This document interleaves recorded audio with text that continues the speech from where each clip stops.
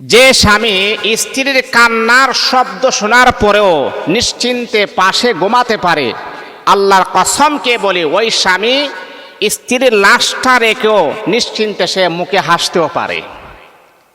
আপনার স্ত্রী কান্না করতেছেন, আপনার পাশেই অন্যদিকে রোগ করে কান্না করতেছেন, আর কান্নার কারণটাই হচ্ছে আপনি তাকে কষ্ট দিয়েছেন, আপনি তাকে এমন কথা বলেছেন যে কথাটা তার হৃদয়টাকে চূর্ণ বিচূর্ণ করে দিয়েছে।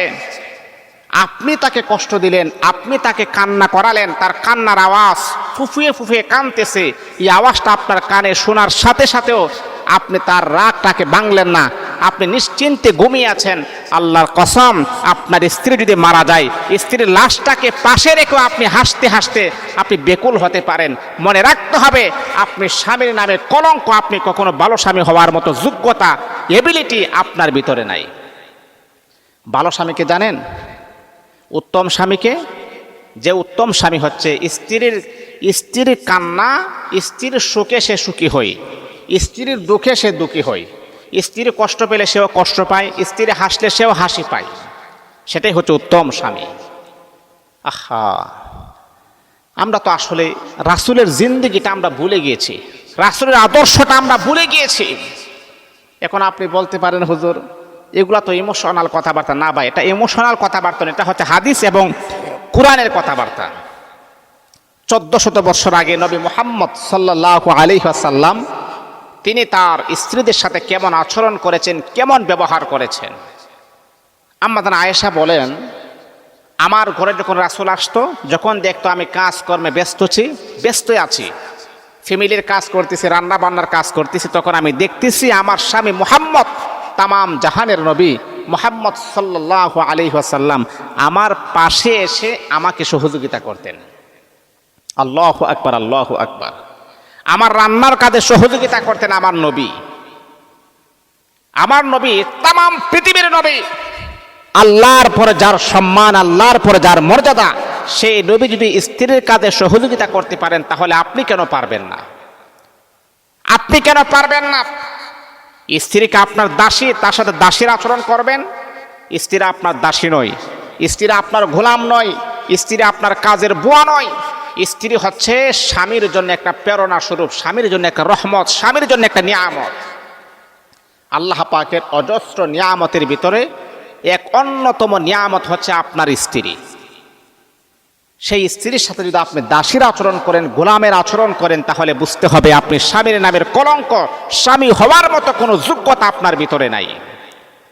অনেক স্বামী আছে মা বাবার কথা শুনে, ভাই বোনের কথা শুনে স্ত্রীকে আঘাত করে। আহা বাবা, আপনার মা বাবা যেমন আপনার কাছে দামি, আপনার বোন যেমন আপনার কাছে দামি, আর এই নারীটাও কিন্তু আরেকজনের কাছে অনেক দামি। স্ত্রীকে স্ত্রীর মতো ছেড়ে দাও, মা বাবাকে মা বাবার মতো ছেড়ে দাও। আপনি যদি স্বামী হয়ে থাকেন, তাহলে কাহারও কথায় কারো উপর আপনি আক্রমণ করতে পারেন না। আপনার স্ত্রী আপনার জন্য ইম্পর্টেন্ট, মা বাবা আপনার জন্য ইম্পর্টেন্ট। মা বাবাকে মা বাবার মতো বুঝ দাও, স্ত্রীকে স্ত্রীর মতো বুঝ দাও। একজনের কথা শুনে আপনি আপনার স্ত্রীর উপর চড়াও হয়ে যাবেন। ওই নারীটা আপনার মা বাবার চেহারা দেখে আপনার কাছে আসে নাই, আপনার চেহারা দেখে আপনি তাকে কবুল বলেছেন, মেয়েটাও কবুল বলেছে। এই জন্য মেয়েটা তার মা বাবা, আত্মীয় স্বজন, পাড়া প্রতিবেশী সবাইকে ছেড়ে দিয়ে আপনার কাছে চলে আসছে।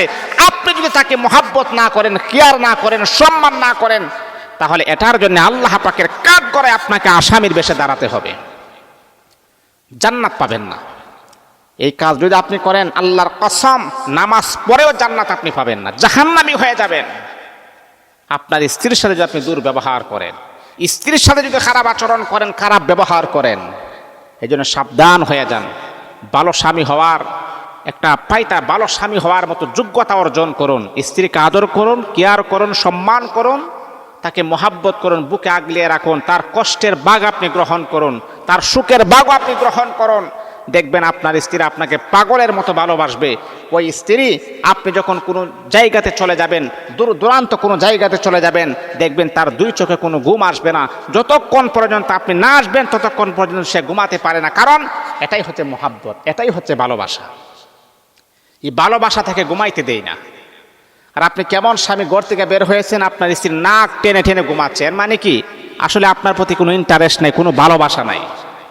এই জন্যে ভালোবাসাটা জন্ম দিতে হবে। আল্লাহ পাক আমাদের সকলকে বোঝার তৌফিক দান করুন।